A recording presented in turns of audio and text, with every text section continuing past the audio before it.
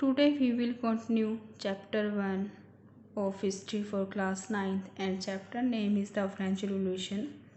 Last video में हमने Jacobin club के बारे में छोड़ दिया था कि जैकोबिन क्लब को आज हम लोग करने वाले हैं। तो जैकोबिन क्लब ये नेम ही काफ़ी इंटरेस्टिंग सा है। तो ये नेम इन्हें मिला कैसे या नेम आया कैसे? तो एक्चुअली में जो ये क्लब बने थे या ये जो क्लब का नाम दिया गया इसका मतलब होता है कॉन्वेंट। और कॉन्वेंट की अगर हम बात करें तो ये एक तरह की रिलीजियस बिल्डिंग होती है। जैसे हम लोगों के मंदिर के साथ कुछ धर्मशालाएं जुड़ी होती हैं, जो कि मंदिर की ही धर्मशालाएं होती हैं जहाँ पर रिलीजियस फंक्शन किए जाते हैं, जैसे कि कीर्तन वगैरह हैं या फिर कोई कथा वाचन जो है वो उन्हीं बिल्डिंग्स में किया जाता है। तो उसी तरह कुछ रिलीजियस बिल्डिंग जो है वो फ्रांस में बनी हुई थी। तो ये कॉन्वेंट जो है यहीं पर रिलीजियस एक्टिविटी को परफॉर्म किया जाता था। तो यहीं से गोट इट्स नेम फ्रॉम कॉन्वेंट। तो ये कॉन्वेंट एक ऐसा बना हुआ था पेरिस में जिसका नाम था सेंट जैकोब, और इसी जैकोब नाम से इनका नाम पड़ा जैकोबिन क्लब। तो सेंट जैकोब नाम की एक कॉन्वेंट थी, एक जगह थी जो एक रिलीजियस बिल्डिंग मानी जाती है। तो वहीं से इनको नाम मिला था जैकोबिन क्लब। तो इसके मेंबर्स जो थे वो mainly less prosperous section of society से बिलोंग करते थे। अभी तक हमने न्यू असेंबली के बारे में पढ़ा था। जो न्यू असेंबली थी उसमें भी थर्ड स्टेटा के ही लोग थे, लेकिन वो लोग थे जो थोड़े प्रोस्पेरियस थे, जो मर्चेंट हैं, एजुकेटेड हैं और जो ट्रेडर्स हैं वो उस कैटेगरी में शामिल थे। लेकिन अब न्यू असेंबली ने क्या किया था, पावर्स को जैकोबिन क्लब को ट्रांसफ़र कर दिया था। और जैकोबिन क्लब में उस समय पर हर एक तरह का गरीब व्यक्ति उसमें शामिल हो गया था, जैसे बेकरी शॉपकीपर, शू मेकर, लैंडलेस फार्मर, वर्कर, ठीक है। तो सभी लोग इसके अंदर शामिल थे। अच्छा, इसके लीडर थे मैक्सिमिलियन रोबिस्फेयर। ये मैक्सिमिलियन रोबिस्फेयर भी काफ़ी इंटरेस्टिंग एक पर्सनैलिटी थे जिसके बारे में हमें और आगे जानने को मिलेगा।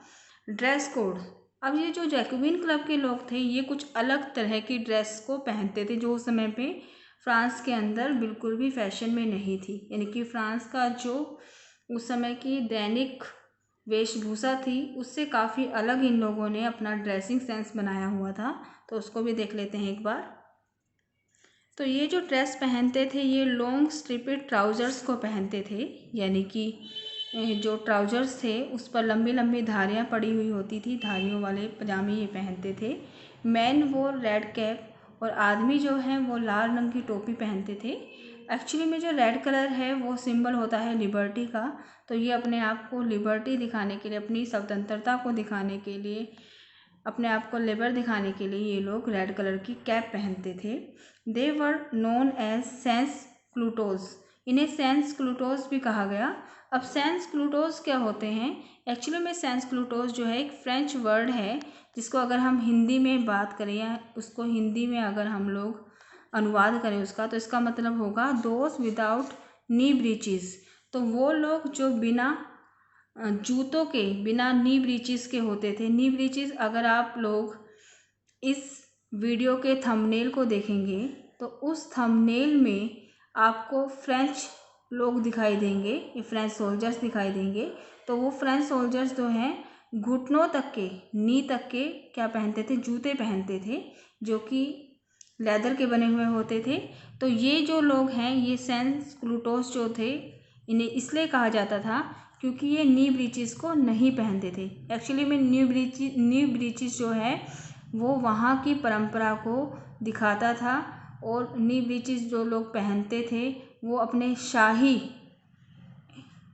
अंदाज को दिखाते थे उन नी ब्रीचेस से। तो इन लोगों ने ये दिखाने की कोशिश की हम पुअर हैं, हम गरीब लोग हैं, और गरीब लोग जो हैं वो नी ब्रीचेस नहीं पहनेंगे। तो इसीलिए इन लोगों को सेंस क्लूटोस कहा गया।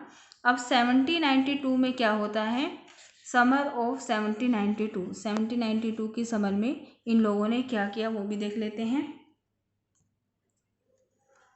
Parisian were angered by short supply and high prices of food.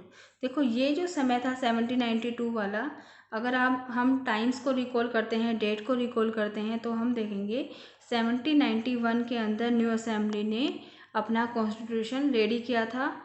और कॉन्स्टिट्यूशन रेडी करने के बाद न्यू असेंबली ही इस टाइम पर क्या कर रही थी, पेरिस के अंदर या फ्रांस के अंदर रूल्स कर रही थी।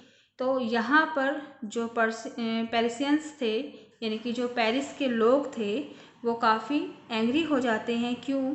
क्योंकि जो सप्लाईज थी प्रोडक्ट्स की, जैसे ग्रेन की या ब्रेड की जो सप्लाईज थी वो काफ़ी कम थी और फूड प्राइसेस जो थे वो काफ़ी हाई थे। अब क्या हुआ, जैकोबिन क्लब के अंडर में बहुत से लोग जो हैं वो रिवोल्ट कर लेते हैं। और ये रिवोल्ट करने वाले इस वक्त कौन थे? थर्ड स्टेटा के वो लोग थे जो काफ़ी पुअरर थे, काफ़ी ज़्यादा गरीब थे। तो उन लोगों ने रिवोल्ट करना शुरू कर दिया। और इनका सबसे पहला डिमांड क्या थी? इनकी सबसे पहली डिमांड थी all the man of 21 years and above got the right to vote, कि सभी वो आदमी जो 21 ईयर्स से अबव हैं, उनसे ज़्यादा उनकी एज हो चुकी हैं, उन्हें राइट टू वोट मिले, यानी वोट देने का अधिकार मिले। अब न्यू असेंबली से पावर्स को ले लिया जाता है और ये अपनी गवर्नमेंट का नाम देते हैं कन्वेंशन।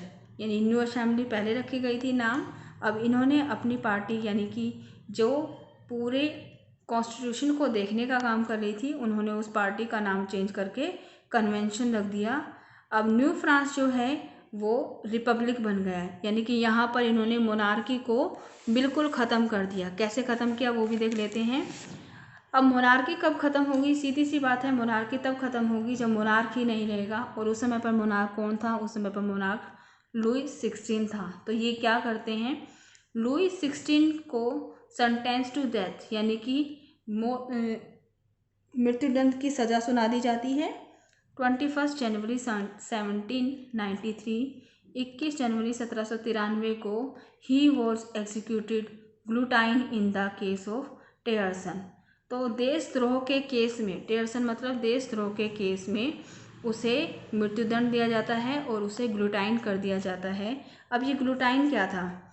ग्लूटाइन एक्चुअली में एक डिवाइस है जिसका यूज़ किया जाता था किसी भी व्यक्ति के सर को कलम करने के लिए, उसके सर को भी हेडेड करने के लिए। और ये एक्चुअली में एक बेस पर इस तरह से बनाया हुआ था। तो यहाँ पर किसी भी व्यक्ति की गर्दन को रख करके ऊपर से ब्लेड जो है, हैवी ब्लेड, वो चला दिया जाता था, वो गिरा दिया जाता था, जिससे कि उसका शरीर जो है वो 2 पार्ट में डिवाइड हो जाता था। ठीक है, तो इस तरह से ग्लूटाइन का दंड जो है वो सब लोगों के सामने किसे सुनाया गया? लुई 16 को सुनाया गया, ताकि आगे से कोई भी देशद्रोह करने के बारे में ना सोचे। अब यहाँ से रोबेस्पियर जो है, मैक्सिमिलियन रोबेस्पियर, वो अपनी पावर्स को बढ़ाना शुरू कर देता है। अब यहाँ पर इसके बाद रीन ऑफ टेरर स्टार्ट होता है, यानी कि आतंक का काल इसे कहा गया। तो आतंक का काल क्यों था?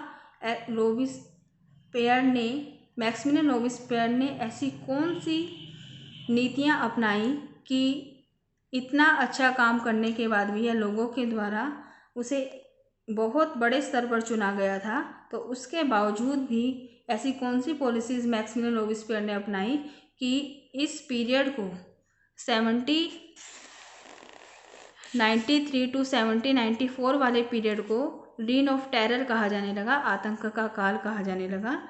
तो ये जो पॉलिसी मैक्सिमिलियन रोबेस्पियर ने अपनाई थी उसे हम अपनी नेक्स्ट वीडियो में देखेंगे।